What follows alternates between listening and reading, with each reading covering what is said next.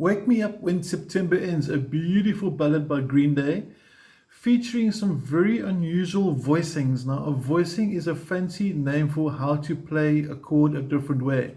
For example, we can call this a different voicing for G. Normally you play G like this. We could call that voicing 1. We can call that voicing 2. We can call this voicing 3. We can go quite crazy, but for this one, we're looking at this shape here. Now, I want to go through the shapes first. This is your new G for this song. When we change to the G with the F sharp bass, G/F sharp, all that happens is that. So you lose finger 3, finger 2 comes on in the 4th fret. The following chord, G with the E, we do have to move the fingers across. We're using fingers 1 and 3 because 1 and 2 don't feel too comfortable, but if it works for you, you may. I favor 1 and 3. And then the last chord of the first 4 is simply going to be that. So one more time through the shapes, G with the /F sharp, with the /E, and the open D string /D. Okay, now on the picking side, we're going to focus on what you're going to do with your picking hand. You may use fingers. If you want to do this,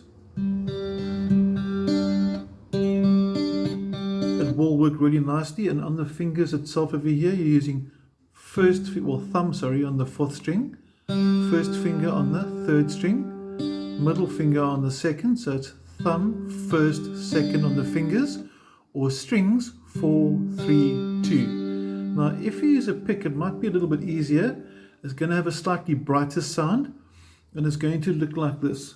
And there's a gap. And that gap in between it on repetition gives us time to change. So if we do it in context, you're going to have this. And you can hear that gap actually helped us with the change across. Now, for this song, pretend that this string is gone.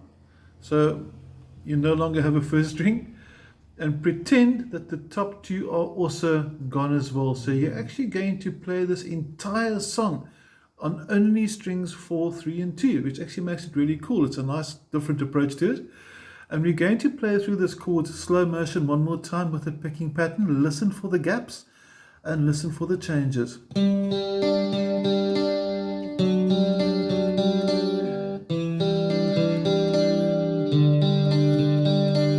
Simple as that. Now at the end of the verse, you'll see there's a C, which is going to look like this. So we're not including the 3rd finger that we'd normally do. It's not necessary. Remember, we said we're not playing string 6 and 5. So there's your C, followed by C minor, which will look like this. You can just pull the middle finger back if you like, but then I find my 1st finger gets a bit too close to the nut. So even though this is acceptable, I prefer swapping it around. It's just a personal preference, that's all. That's your C minor, and then you're going to go back to G. Now the basic structure of the song, verse 1, verse 2, chorus. Now if you look at verse 2, you'll see starts the same. You're going to have same progression. Onto C, C minor. Now watch this. Watch the little change there. What's going to happen there on the 2nd G, because you actually played G through twice. I played it once by mistake. Okay. On the 2nd G, so let's do 2 Gs, and on the 2nd G, watch what happens. Here's the 1st G. Gap. See that? So the gap disappears.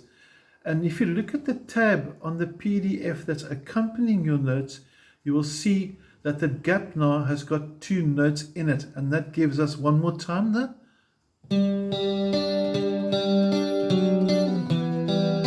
leading into the E minor, which is the beginning of the chorus. On the shapes, E minor, for this one, I'd use just the middle finger, because you're coming back from G onto the passing note, and you simply just slide this middle finger into position for E minor. For B minor, I'd slide it up to here, which looks like an A minor, doesn't it? A minor, A sharp minor, B minor. Again, because we're not using the bottom string and the top 2, you don't need to use the rest. And then you slide it back to C. Notice how the shapes stay similar. One more time, you went from the G to the G with the F sharp, which you added. There's a slight difference in the bottom tab. Watch how the middle finger, finger 2, works to E minor.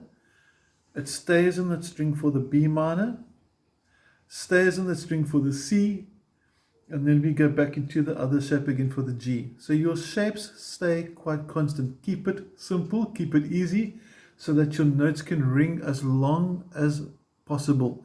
You want to get maximum legato, which means the notes are ringing the whole way through. It's quite an easy song otherwise. So what we're learning from this is a cool combination. We can either decide to go for the fingers. Where I'm actually using the thumb for different pattern. I actually went thumb, thumb, finger. Or you can go thumb, finger, finger. So again, there's different ways to play it here. Up close again, the one that we used earlier was actually going to go thumb, first finger, second finger. Or we could use the pick, slightly brighter.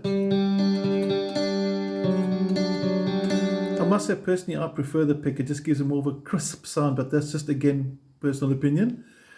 And you've got some new shapes. Work with the tab on the PDF file that's accompanying, and everything should work out perfectly. Hope you have an awesome day. Enjoy when September ends. Take care.